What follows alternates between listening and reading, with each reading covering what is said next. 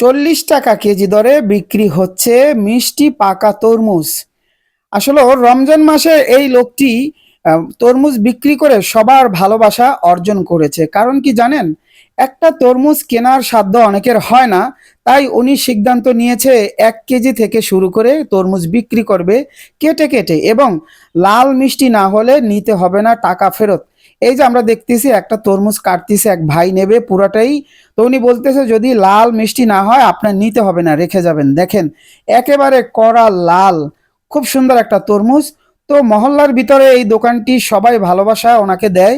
এই যে আমার হাতে দেখেন পাকা মিষ্টি বেল, এই যে এটা 60 টাকা পিস বিক্রি হচ্ছে ওনার এই দোকানে। তো মহল্লার ভিতর মধ্য পাইকপাড়া এই সলিমুদ্দি মার্কেট, এখানে বিশাল এক ফলের দোকান দিছে এই ভাই। তো সবাই আসবেন, খুবই কম দামে উনি কিন্তু বিক্রি করে, এখানে 12 মাস ফল পাওয়া যায়।